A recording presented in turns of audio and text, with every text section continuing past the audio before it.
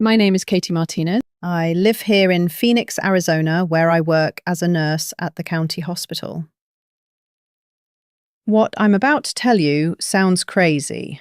I know it does, but I need to share this because Jesus told me to. 3 people have asked me this week alone, Katie, what happened to you? Because, honestly, I'm different now.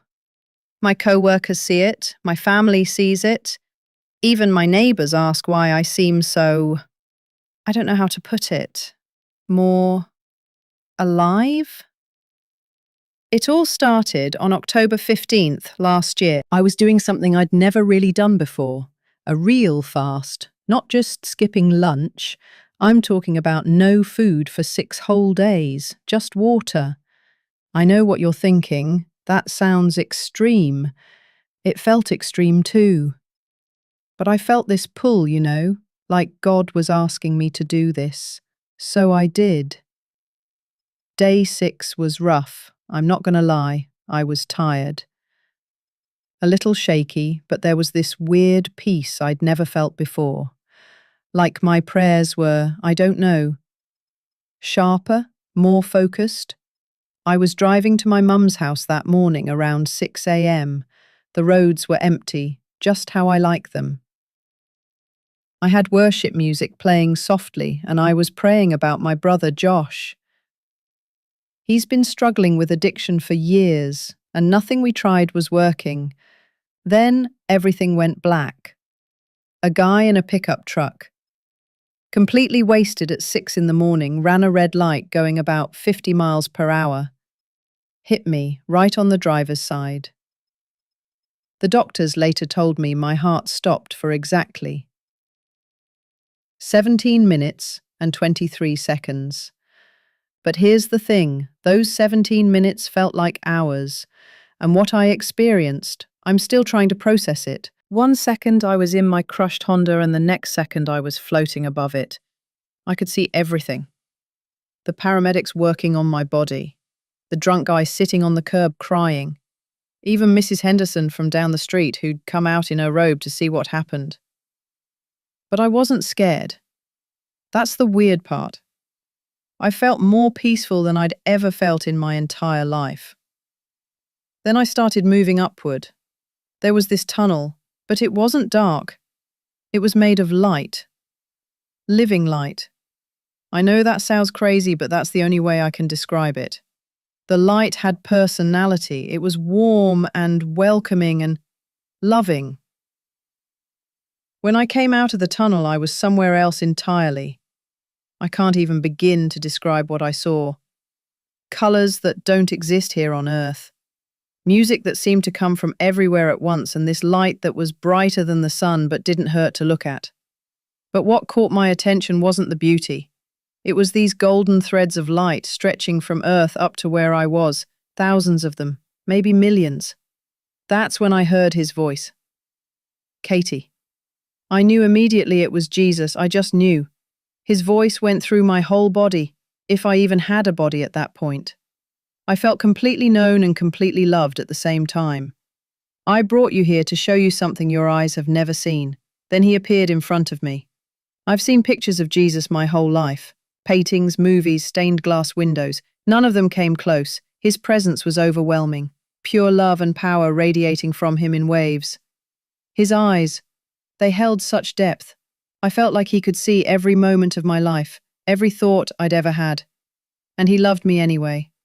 Watch, he said. Then Jesus pointed to those golden threads I kept staring at. You see those? He asked. I nodded. I couldn't stop looking at them. Those are people fasting and praying right now.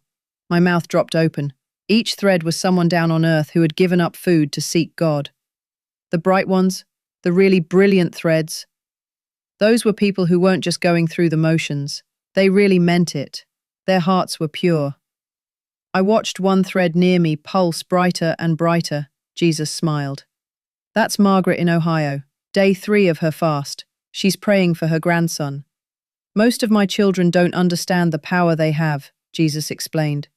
When you fast with the right heart, seeking me and my kingdom, you partner with heaven in ways you can't imagine. Then he showed me my own fast, the 6 days I'd been going without food.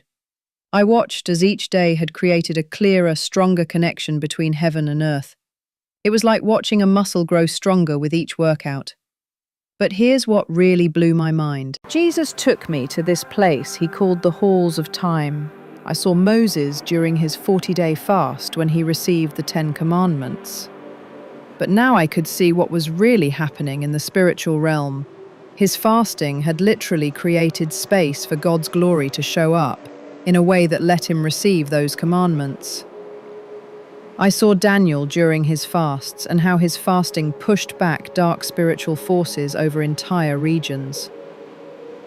I saw countless people throughout history whose fasting had shifted spiritual atmospheres and changed events in ways they never knew about. Katie, Jesus said, I'm showing you this because my church is entering a season where understanding fasting will be crucial. The battles ahead can't be won through regular prayer alone. I paused. I didn't know what to say. Then he showed me something that made me cry. I saw what happened when groups of believers fasted together. It created what looked like spiritual storms of power. These combined fasts generated momentum that could shift entire atmospheres over cities and nations. But daughter, Jesus said, and his voice got more serious, not all fasting carries the same weight. He showed me different types of fasting.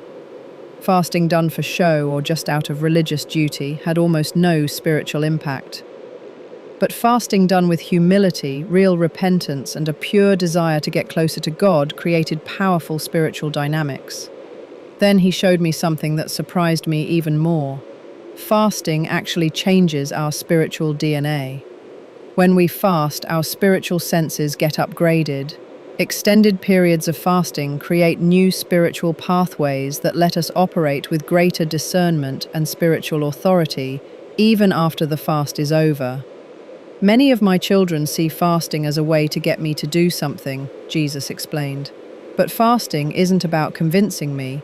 It's about positioning yourself to partner with what I'm already wanting to do. When you fast, you tune your spiritual frequency to heaven's frequency. What Jesus showed me next was intense.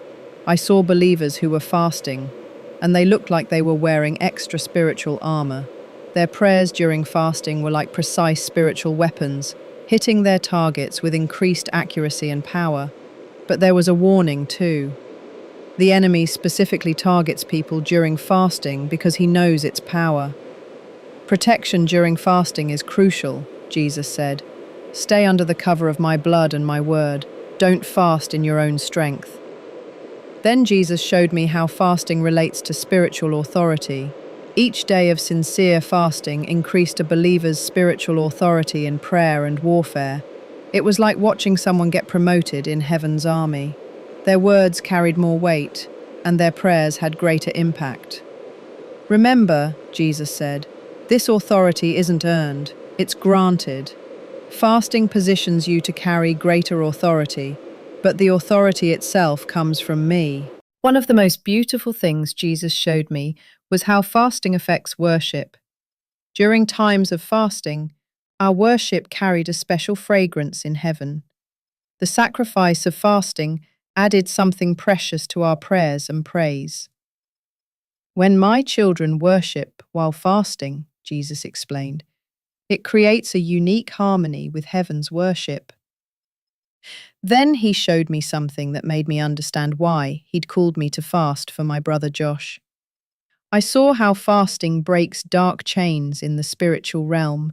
These chains represented addictions, generational curses, spiritual oppression. When someone fasts and prays with faith and pure motives, these chains begin to weaken and break. For a second, I just cried.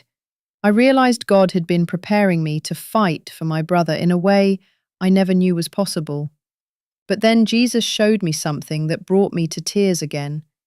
Our fasting partners with his ongoing ministry of intercession. When we fast, we join him in his work in a special way, and this partnership brought him joy, actual joy. Katie, he said, When my children fast with pure hearts, it moves my heart. It's not about earning my love. You already have that fully. It's about partnering with my purposes in deeper ways. Jesus showed me how fasting creates spiritual bridges. These bridges connected different aspects of God's work, creating highways for His power to flow. Sometimes our fasting creates connections that God uses long after our fast is over. He showed me how fasting affects our spiritual inheritance too. As we fast, we clear away debris from wells of spiritual inheritance, letting those ancient springs flow again. Some people's fasting restores access to spiritual blessings that have been blocked for generations. Then Jesus showed me something about fasting and spiritual multiplication. When we fast with pure hearts, God often multiplies the spiritual impact beyond what we could imagine. One person's faithful fasting could affect an entire community, creating ripple effects that continue for generations. The spiritual impact of fasting often goes far beyond what you can see, Jesus explained. Sometimes the greatest fruit of your fasting will only be seen in eternity. He showed me how fasting relates to spiritual timing too. Sometimes God calls us to fast not for immediate breakthrough, but to prepare us for something He knows is coming. Fasting strengthens people spiritually before they even know they'll need that strength. In the times ahead, Jesus said, many of my children will need to learn to fast preemptively, not just in response to crisis, but in preparation for what I know is coming. As my time in heaven was ending, Jesus gave me one final understanding. We're entering times where understanding the power of fasting will be more important than ever. God is calling His people back to biblical fasting as preparation for the days ahead. Tell them what you've seen, Jesus commanded. Tell them that I'm calling my church back to biblical fasting. The time is short, and my people need to understand these truths. Just before everything began to fade, Jesus looked at me with such love that it felt like my spirit would burst. Remember, He said, the power isn't in the fasting itself, the power is in me. Fasting positions you to partner with what I'm already wanting to do. The next thing I knew, I was back in my body in the hospital. The medical staff couldn't believe what they were seeing. Not only had I come back to life after being dead for over 17 minutes, but I had no brain damage or lasting effects from the trauma. The doctors called it a miracle. They were right, but they didn't know half of it. 3 months later, something even more incredible happened. I was in my bedroom, praying and fasting again, this time for 7 days. I wasn't in an accident this time. The doctors said I had an unexplained cardiac event. My heart stopped for 4 minutes and 12 seconds, but in those precious moments I was transported back to that realm of living light. Jesus was there again, His presence just as overwhelming as before. But this time, He seemed more like a friend eager to share a precious secret. Katie, He said, I've brought you back to show you the fruit of what you've learned. Suddenly I was shown a view of the spiritual impact that had occurred since I began sharing my testimony about fasting. I saw streams of light multiplying across the earth. Each light represented someone who had begun to understand and practice biblical fasting after hearing what Jesus had shown me. Watch, He said, and I saw people's lives changing, addictions breaking, healing happening, relationships being restored, all through the combined power of prayer and biblical fasting. What touched me most was seeing the intimate moments between these people and Jesus during their fasts.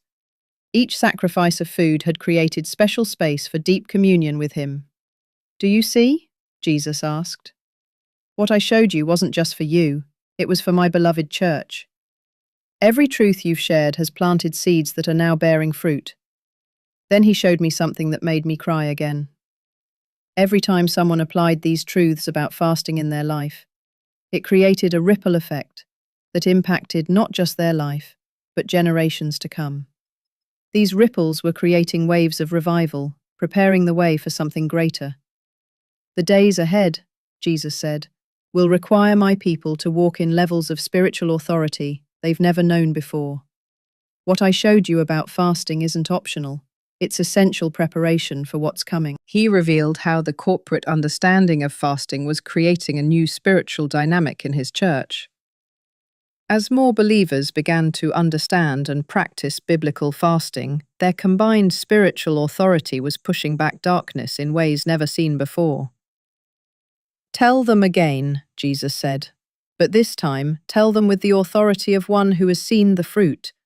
Tell them that I'm calling my church back to biblical fasting, not as a religious duty, but as preparation for the greatest outpouring of my Spirit they've ever seen." Just before everything faded, Jesus gave me one final message. Tell them that I'm not calling them to fasting to earn my love. They already have that completely. I'm calling them to fasting because I want to entrust them with my power. The darkness is increasing, but through prayer and fasting, my light in them will shine brighter still. When I returned to my body this second time, I knew with even greater certainty why God had allowed me to see these things. This second experience left me with an even deeper conviction. Jesus is calling his church to rediscover the power of biblical fasting, not as a way to manipulate God or earn his favor, but as a means of positioning ourselves to partner with heaven in these crucial times. My brother Josh, he's been clean for 8 months now. The breakthrough came during my third extended fast after these experiences. Coincidence? I don't think so. The question isn't whether Jesus is calling us to fasting. He clearly is. The question is, how will we respond? If you're listening to this, it's not by accident. Jesus is inviting you into a deeper understanding of fasting, not as a religious obligation, but as an opportunity for profound partnership with heaven. The spiritual realm is more real than anything we can see with our physical eyes. Through biblical fasting, we can partner with heaven in ways that will impact generations to come. The time is now. Jesus is calling, and he's waiting for his church to respond.